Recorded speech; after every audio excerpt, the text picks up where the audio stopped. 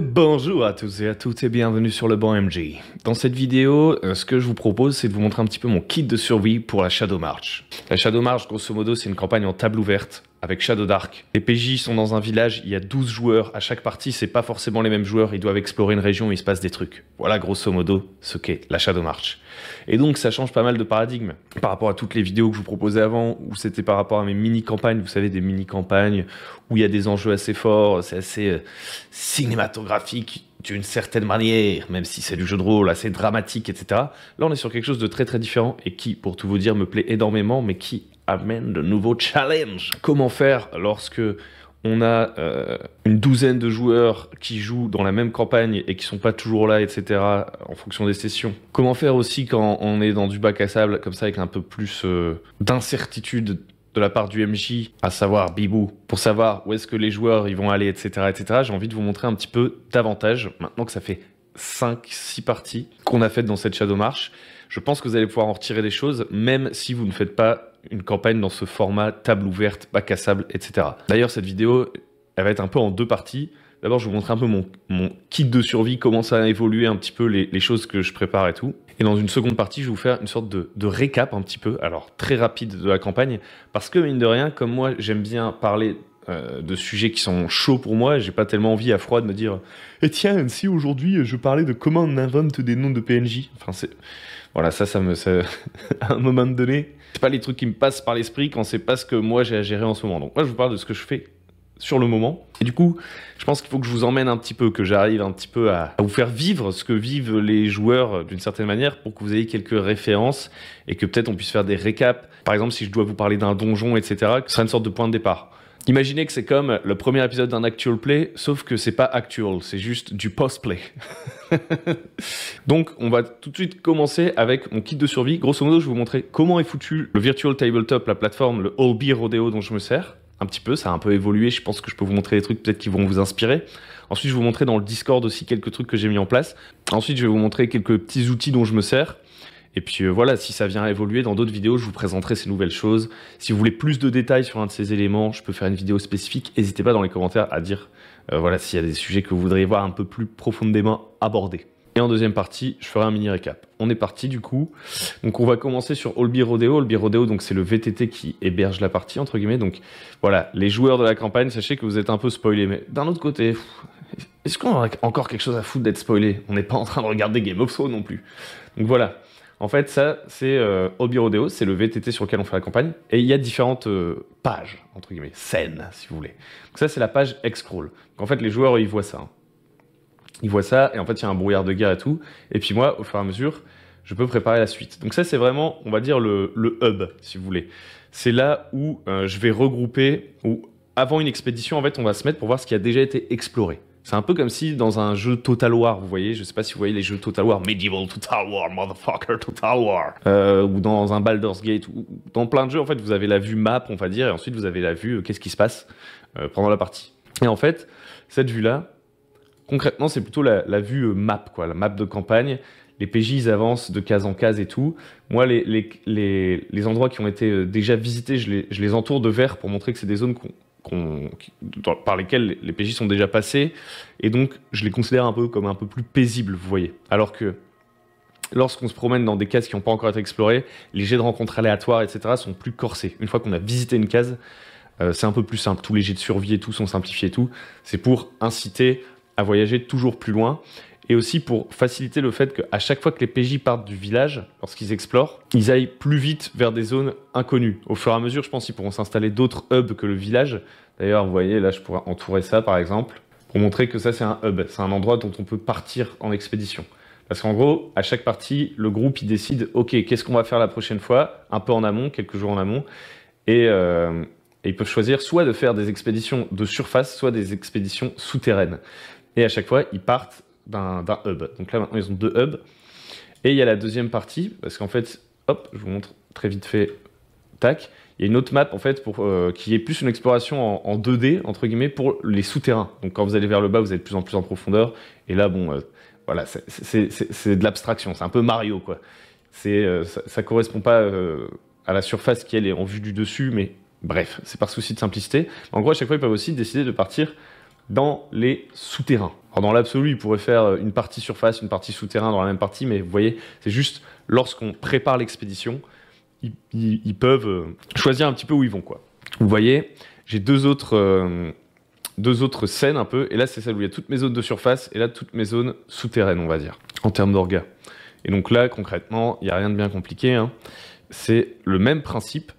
Moi j'ai des scènes, là c'est ce que voient les PJ, ce qu'ils ont déjà visité, et en fait, moi j'ai d'autres trucs en réserve au cas où.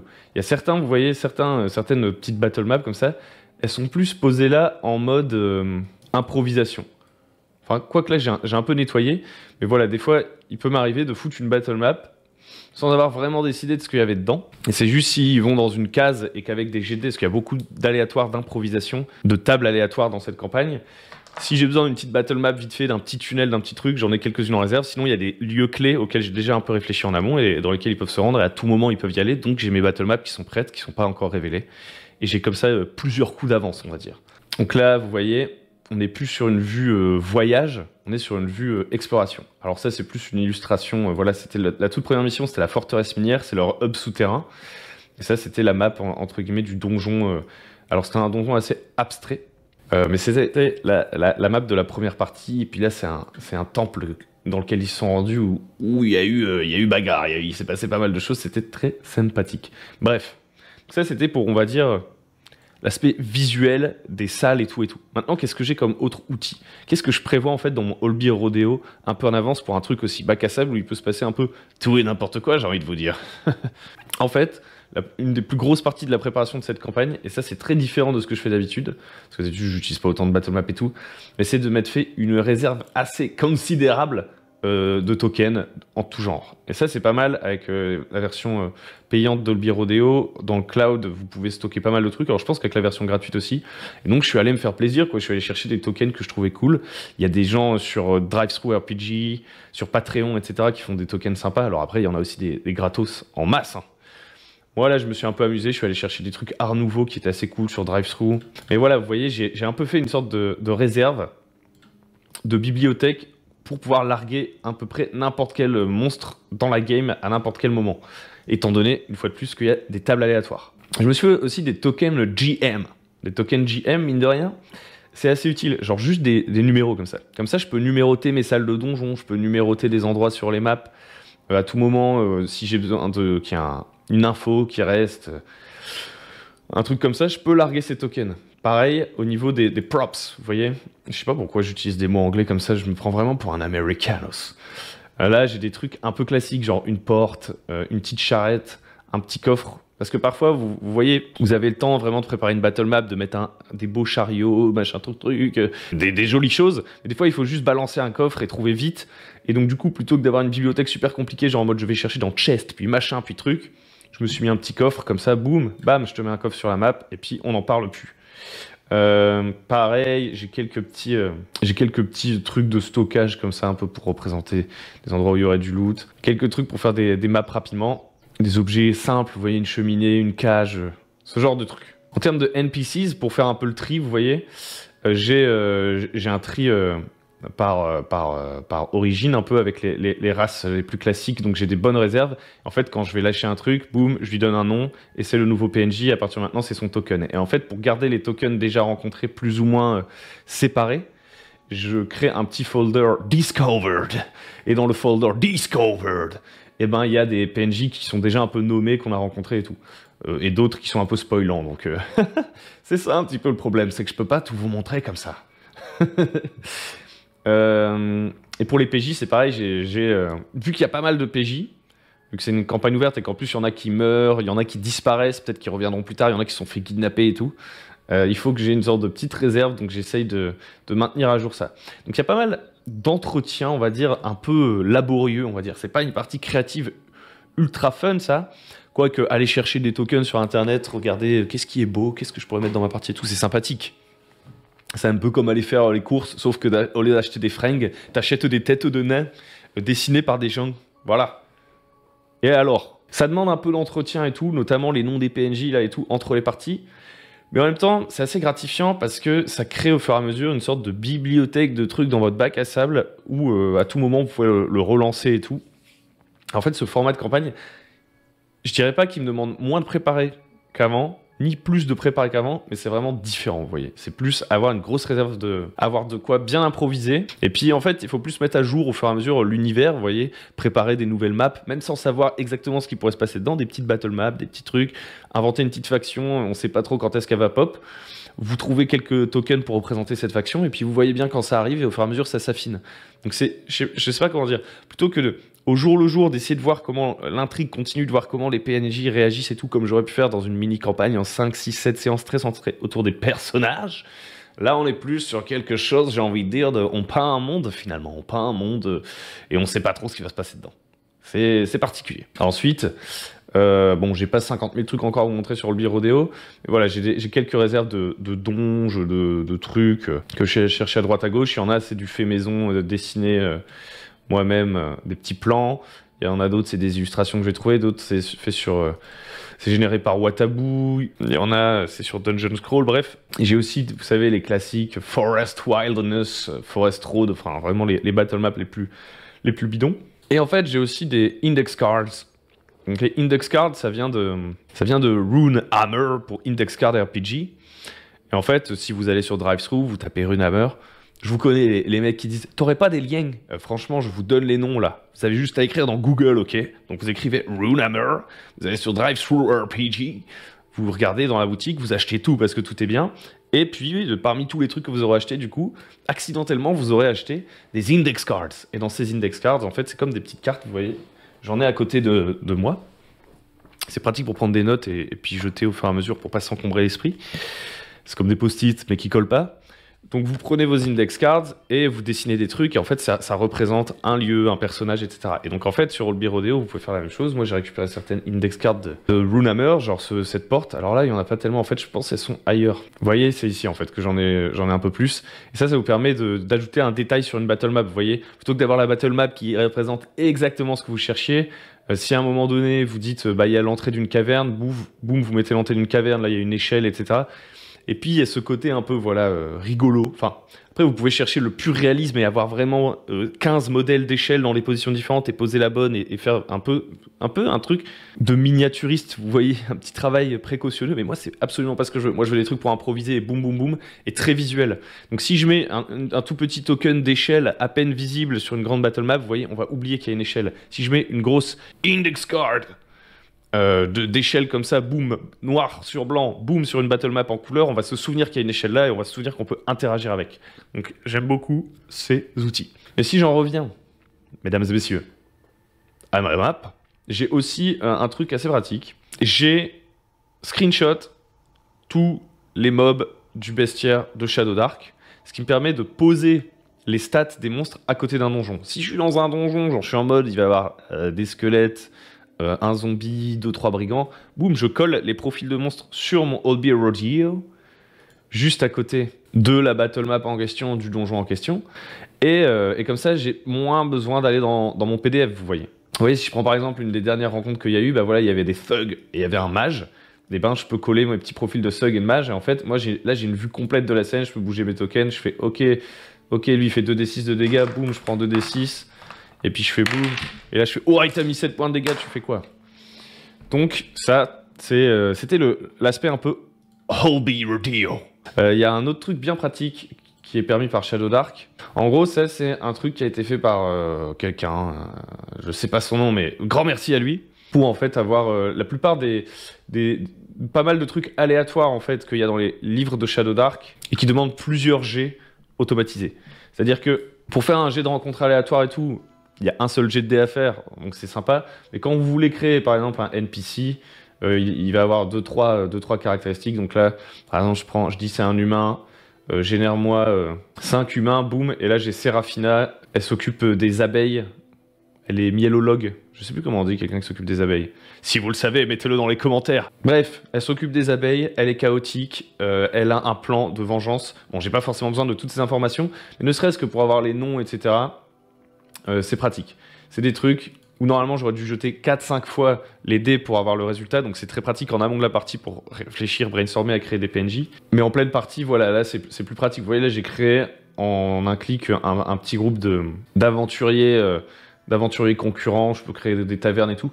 C'est pas n'importe quoi, c'est pas... ça reste les trucs de Shadow Dark, en fait. C'est ça que j'aime bien, c'est que je suis pas obligé d'aller chercher dans 15 000 outils super complexes. C'est juste le tirage accéléré des trucs de Shadow Dark. Donc ça, je trouve ça fort pratique. Maintenant, j'aimerais vous montrer sur Discord ce que j'ai ajouté un petit peu, parce que voilà, en évoluant, je découvre qu'il y a des besoins nouveaux. Donc déjà, maintenant, j'essaye de faire 2 expéditions semaine, une le lundi, une le mercredi. Donc ça fait qu'il y a de plus en plus de monde, il y a de plus en plus d'informations à ingurgiter, etc. Donc vous pouvez voir que la partie le narrateur, qui explique ce qui s'est passé dans les parties précédentes, c'est un peu garni. On en parlera juste après. Quelques trucs que j'ai ajoutés qui sont fort utiles, je pense. Enfin, que je viens d'ajouter en réalité, pour être tout à fait honnête, juste avant de tourner cette vidéo, c'est la galerie de PNJ. Pareil, de manière la plus concise possible, je vais essayer de créer une petite galerie de PNJ pour qu'on se souvienne un peu des personnages qu'on a rencontrés, parce que vu que les groupes se séparent, que tout le monde n'est pas dans les mêmes expéditions et tout, au bout d'un moment, on peut être un peu du pair potentiellement. Ça permet d'avoir un autre petit référentiel. Le but, c'est pas de le charger avec tout et n'importe quoi. S'il y a un PNJ, vous voyez, je tire un boulanger un peu aléatoirement, je fais ouais, ok, Bertrand le boulanger, ok, il a 2 en force, il vous aide pour une mission, je vais pas le mettre dans la galerie de PNJ. Si je vois qu'il y a des joueurs, ils disent hey, on n'entendrait pas voir Bertrand le boulanger qui avait 2 en force, je vais me dire ok, il donne un peu d'intérêt à Bertrand le boulanger qui a 2 en force, on va le mettre dans la galerie de PNJ, on va commencer à en faire quelque chose. Ça va pas beaucoup plus loin que ça. En tout cas, je trouve que c'est pratique pour que, au-delà de l'aspect exploration, qui est quand même le cœur, le noyau de la campagne, on est un peu quand même... c'est pas un jeu vidéo non plus, vous voyez. Les PNJ, ils vivent et tout. Et donc là, on a un rappel de leur existence. Alors, c'est comme une partie de jeu de rôle normale. Je veux dire, il y a la moitié de vos PNJ, vous finissez par les oublier. Mais ça permet d'avoir du rappel. Et clairement, un truc que je kiffe avec cette campagne, c'est ce truc-là de me forcer à faire plus des résumés, etc. Et maintenant, je vais vous résumer un petit peu, justement, ce qui s'est passé très très rapidement dans la campagne jusqu'à maintenant. Comme ça, les prochaines fois où je ferai des vidéos sur la campagne, vous aurez un peu plus de matière. Donc, en fait, je vous rappelle le pitch de la campagne très très rapidement. Les PJ, ils sont à la base dans une vallée.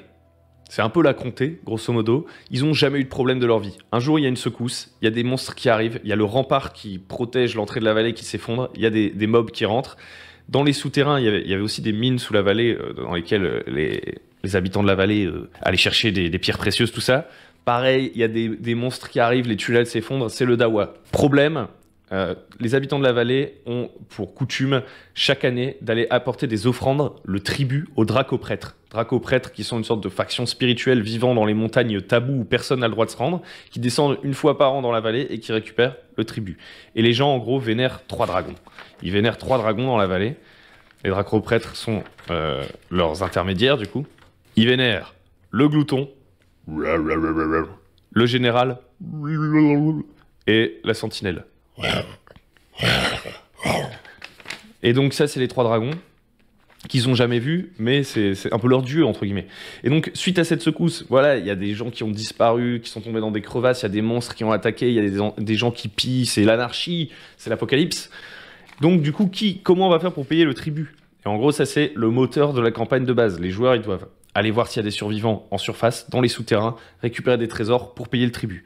Première aventure, du coup, elle nous emmène droit dans ça, là. La forteresse minière. La forteresse minière, c'est le truc qu'il y a sous leur village. Ils vont dans la forteresse minière pour aller voir ce qui se passe, parce que le tunnel pour y accéder s'est effondré. Ils descendent l'ascenseur et tout. Et ce qu'ils découvrent dans la forteresse minière, ils découvrent qu'il y a des bestioles, etc. qui sont arrivées. Et en gros, cette première partie, c'est un meat grinder, c'est un funnel, il y a plein de manières d'appeler ce truc. C'est une partie où tout le monde joue des niveaux 0. Bon, c'était rigolo. Quelle leçon j'en tire? Pas grand chose. C'est pas tellement une expérience que je voudrais reproduire. Ou alors, il faudrait que je le fasse différemment. Là, j'ai pas trouvé que c'était la meilleure session. On va pas se le cacher. Néanmoins, c'est quand même bien marré. Il y a des persos qui sont morts à l'appel. Donc, chaque joueur, il avait 3-4 persos niveau 0 de près au cas où.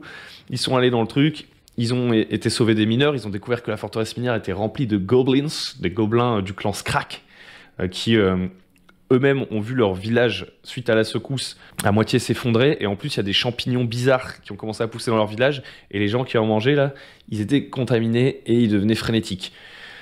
Donc, gros problème chez les gobelins du clan Skrak qui décident de migrer et d'arriver dans la forteresse minière. Du coup, les PJ, ils arrivent, ils font un peu diplomate entre les gobelins et les mineurs. Ils arrivent à intégrer les gobelins à leur communauté. Et ils découvrent également qu'il y a des drôs. Des drôs qui sont entrés dans la forteresse minière et qui s'emparent de tous les trésors et qui s'en vont. Et les drôs, d'ailleurs, auront kidnappé un des personnages. Ils auront tué un groupe complet de personnages. Enfin, voilà, c'est un funnel, c'est un scénario très mortel. Donc du coup, qu'est-ce qu'ils apprennent grosso modo? Que sous terre, il y a des gros problèmes, qu'en plus, il y a un problème organique avec des champis, et en plus qu'il y a des drôs qui viennent les faire chier. Qu'est-ce qu'ils gagnent? Du loot, et la possibilité à partir de maintenant de créer des personnages gobelins, parce que les gobelins rejoignent le village. Scénario 2 du coup. Vous voyez en fait, ce qui est bien pratique pour que je vous raconte tout ça, et d'ailleurs, si vous voulez, vous pouvez lire ce qu'il y a à l'écran, c'est que ça fait comme une sorte de petite gazette, on sait à chaque fois ce qui s'est passé. Donc dans le récap de la session du 8-5-23, les PJ, suite à l'aventure dans la forteresse minière, ils décident d'aller plus loin dans les souterrains et tout. Et donc ils décident en gros de partir de la forteresse minière et d'aller voir dans les tunnels s'il n'y a pas des mineurs qui se sont paumés, d'essayer de voir ce qui se passe dans les souterrains. Donc ils décident d'une expédition souterraine. Qu'est-ce qu'ils découvrent? Ils découvrent une vieille ruine d'une civilisation oubliée que j'avais plus ou moins créée aléatoirement, complètement improvisée, et j'avais pas encore les outils nécessaires, j'avais pas encore réfléchi à comment bien le faire. Donc clairement cette séance, je pense que c'est la moins bonne séance pour l'instant qui a été jouée en termes de fun, vraiment, de rythme et tout. Il faut dire aussi que je revenais d'un enterrement de vie de garçon, j'étais pas en forme ce soir-là de mémoire. Et donc qu'est-ce qu'ils ont fini par trouver? Ils ont trouvé une vieille ruine d'une civilisation oubliée, un genre de bibliothèque à l'intérieur de laquelle ils ont récupéré des livres, etc. Et en fait, en découvrant cette ruine, ils se sont rendus compte que eux qui se contentaient de rester près de la forteresse minière et de récolter de manière safe du fer, etc., pour faire prospérer leur village, ils réalisent que voilà, il y a des choses plus anciennes encore autour lorsqu'on va plus loin qu'on ne l'a jamais été, comme dirait Sam Gamgee le Brave. Et donc, ils découvrent cette bibliothèque qui est protégée par des morts vivants. Il y a des sculptures qui témoignent de cette ancienne civilisation qui avait l'air hautement savante, hautement avancée pour construire des bâtiments pareils sous terre. Et ils découvrent un bouquin qui leur permet à partir de maintenant de créer des personnages magiciens de niveau 2. Et ils ramènent du loot, grosso modo. Ensuite, on arrive session 3. Session 3, les aventuriers, cette fois-ci, ils décident de faire une exploration en surface. Ils partent vers le nord-est de leur village et ils essayent de rejoindre le village de Piémont, qui est le deuxième village de la vallée. C'est une toute petite vallée, il y a 2 villages, et ensuite c'est que des petits hameaux tout petits. Ils arrivent d'abord dans une auberge dans laquelle ils vont croiser 3 drôs qui ont pris en otage Joe le Brasseur. Ça, c'est à mi-chemin pour aller vers Piémont. Ils essayent de lui filer un coup de main, mais il y en a un, il pète un câble et il décide d'attaquer les drôs en premier, alors qu'il y avait une sorte de forme de négociation qui commençait à se mettre en place. Ils déclenchent le combat, ils se font tous tuer malheureusement. Les drôs, c'est pas des rigolos. Leur profil, c'est pas un profil de rigolo. Ils auraient pu négocier et tout, c'est ça le côté bac à sable. Ils auraient pu gagner le combat avec plus de chance au dé, peut-être aussi. Avec une autre stratégie, peut-être, que sais-je. Là, malheureusement, tout le groupe se fait décapiter. Et du coup, les drôs s'en vont, disparaissent. Les joueurs prennent de nouveaux personnages qui arrivent genre quelques minutes plus tard sur les lieux du crime, entre guillemets. Et je leur dis, vous pouvez choisir parmi tous ceux qui se sont fait tuer dans l'auberge, une personne qui a survécu. Et aucun joueur n'a choisi son personnage. Ils ont tous choisi que c'était Joe le Brasseur qui avait survécu. Et donc Joe le Brasseur, il a survécu. Il leur explique que les drôs sont venus pendant la nuit, qu'ils l'ont un peu malmené et qu'ils se sont laissés surprendre par le jour qui se levait, et du coup ils se sont séquestrés dans l'auberge parce que les drôs ils aiment pas trop voyager en plein jour, et bref, qu'ils ont essayé de lui soutirer des trucs et tout. Ensuite ils partent avec Joe à Piémont, donc le village, leur destination, et ils découvrent que le village est en conflit avec des hommes bêtes, les Boucoms qui sont venus de l'est de la vallée suite à l'effondrement des remparts. Après la secousse, les Boucoms ont profité pour s'introduire dans la vallée, leur tribu. Ils cherchent à fuir un mal qui sévit dans leur forêt et à trouver en gros un nouvel endroit où vivre. Un peu comme les gobelins sous la surface finalement. Et leur première rencontre avec les gens de la vallée se sont mal passées, ce qui a créé un conflit entre Piémont et les Boucoms. Il y a eu baston et tout. Et les Boucoms, apparemment, ils auraient kidnappé des gens, machin, truc. Donc les PJ se retrouvent justement à rencontrer, lors de cette séance, notre bon ami Arnold, qui a perdu sa fille dans la forêt. Donc ils décident de partir avec Arnold dans la forêt, aller à la rencontre des Boucoms et tout. Un truc qu'ils comprennent aussi, c'est qu'il y a l'air d'avoir quelqu'un qui tire un peu son épingle du jeu dans Starfake, en la personne de Bravien, le bourgmestre de Piémont, qui est un peu celui qui mobilise les habitants, qui leur dit on va s'armer pour aller vaincre les Boucoms, etc. Et il faut qu'on rassemble le tribut des Dracoprêtres et je vais reprendre la situation en main. Un peu l'homme de la situation, vous voyez. Au final, les PJ, ce qu'ils font, c'est qu'ils vont voir les Bookom. Les Bookom, ils arrivent à entrer en contact avec eux, à comprendre qu'ils sont pas particulièrement agressifs, qu'ils veulent juste s'installer dans la vallée, et donc ils leur fournissent une sorte de sauf-conduit. Ils leur disent, venez vous installer dans notre village plutôt qu'à Piémont. Ce qui crée la colère de Bravien, qui ne tardera pas à vouloir pendre haut et court Constantin le Repenti, un prêtre de niveau 2 ou 1, de niveau 1, je crois. Constantin le Repenti, qui lui essaye de revenir en mode un peu évangéliste, écartant les bras, disant « Mes amis, les Bookom et les hommes peuvent vivre en paix. » Mais ça se passe pas du tout comme ça, mauvais jet de dés et tout. Du coup, il est obligé de fuir dans les bois et on n'entend plus parler de Constantin le Repenti. Reviendra-t-il plus tard? On ne sait pas. Ça, c'est la session 3. Ensuite, on arrive à notre session 4. Session 4, assez haute en intensité. Cette fois-ci, les PJ avaient décidé très précisément d'aller dans une ruine spécifique, à savoir un temple, qu'ils avaient un peu, dont ils avaient eu quelques indices dans une partie précédente, et je pense que je ferai une vidéo dédiée à ce donjon, parce que je trouve qu'il a très très bien marché, donc je vous dirai un peu les petits tips and tricks qu'on peut en tirer. Quoi qu'il en soit, c'était un donjon, donc un temple rempli de morts vivants, dans lequel ils ont eu plusieurs péripéties, mais ce qu'il faut retenir surtout, c'est qu'ils ont découvert que ce temple était dédié aux 9 dieux, les 9 dieux du jeu Shadow Dark d'ailleurs, que j'ai pas inventé. Et ils ont ravivé la flamme du temple, et ça a remis un peu en question leur croyance unique dans les dragons, en fait, dans les 3 dragons. Et ça leur a permis, suite à cette aventure, de créer des prêtres de niveau 2. Quelques autres trucs qui sont passés dans l'aventure, parce qu'avant qu'ils réussissent à atteindre le temple, ils sont pas mal perdus dans les tunnels, etc. Ce qui s'est passé, c'est qu'ils ont déjà croisé la route de fourmis, de colonnes de fourmis immenses, des millions de fourmis qui transportaient des champignons un peu bizarre, et ils ont déjà entendu parler des champignons qui rendent frénétiques de la part des gobelins. Donc ça leur met, ça ravive un petit peu la piste de ce danger organique qui se développe dans l'Underdark. Et ensuite, il y a aussi un des personnages d'ailleurs qui a failli en manger un. Donc ils ont découvert que ces champignons, ils ont aussi une sorte de pouvoir d'attraction en fait. On a très envie de les manger quand on les voit. Donc voilà un petit peu ce qui s'est passé. Aussi ce qui s'est passé, c'est qu'à la fin de cette partie, ils ont fait un jet de carousing. Donc le carousing, c'est une mécanique dont pareil, je reparlerai dans une future vidéo je pense, qui a fait, en gros ils ont dépensé leur or pour gagner de l'XP. Et ça a un peu mal tourné, ils se sont retrouvés à jouer au dé avec une bande de truands, à se bourrer la gueule et tout. Et à se faire, à rentrer en contact avec des voleurs. Dans la dernière séance, c'est l'heure du tribut. C'est l'heure du tribut, les dracopètres vont descendre de la montagne, ils sont là, ils vont arriver, il faut leur amener les offrandes, et la coutume veut qu'on aille à Piémont, donc le village où ils sont allés avec les Bookom, Braviens, tout ça, pour rassembler le tribut, faire une sorte de fête, et le lendemain, à l'aube, on part en procession pour aller voir les dracopètres. Et donc la fête se passe bien et tout, mais là, ils découvrent que Bravien, en fait, il essaye de doubler tout le monde et de voler le tribut et de l'emmener rien que pour lui, pendant que tout le monde fait la fête. L'homme providentiel est en fait un traître. Ils arrivent à le rattraper, ils le mettent, ils le menottent, ils le neutralisent, et ils découvrent que Bravien avait une complice en la personne de Syraël. Syraël qui en fait était une des voleuses avec qui ils avaient joué au dé la fois d'avant. Les PJ, ils rattrapent Bravien et Syraël, ils découvrent que Syraël, c'était sa complice, et ils découvrent que Syraël, elle sait beaucoup de choses. Si vous voulez lire le détail, il est affiché sous vos yeux en ce moment même, mais je vous résume le truc. Syraël, en fait, elle fait partie d'une bande de pirates qui, depuis 15 ans, vient dans la vallée, se fait passer pour des dracopètres et récolte les tribus. Donc en fait, ils profitent de la superstition des gens de la vallée, que les gens vénèrent les dragons, pour se faire passer pour des dracopètres depuis un bail. C'est une petite rapine facile. Sauf que récemment, avec la secousse, etc., Syraël, en fait, elle a un rôle particulier parmi les pirates qui profitent de la vallée. C'est que c'est une sorte d'agent infiltré, vous voyez. Elle vit parmi les gens de la vallée. Et c'est une informatrice, on va dire. Elle se mêle à la foule.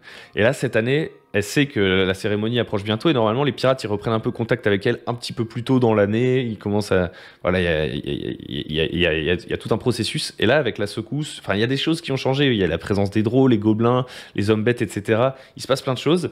Et donc, du coup, ça lui met un peu la puce à l'oreille que c'est pas normal que ses potes, il l'aient pas contacté, que si ça tombe, ses potes vont pas venir cette année, en fait, tout simplement, et que ça va révéler au grand jour que les dracopètres, c'est une mascarade, etc. Donc, c'est elle aussi qui va voir Bravien et qui lui propose un peu ce plan, qui lui révèle la vérité. Elle sait que c'est un homme voilà, un peu vénal et qu'elle peut l'emmener dans son cou. Hop, on prend le tribut, on se casse pendant la nuit. Et finalement, les PJ, ils lui mettent la main dessus, ils la récupèrent et ça ne se passe pas comme prévu. Et du coup, la séance se termine où les PJ décident d'aller à la rencontre des dracoprêtres parce qu'en fait, ils veulent mettre en scène toute cette mascarade de Braviens pour le dénoncer publiquement.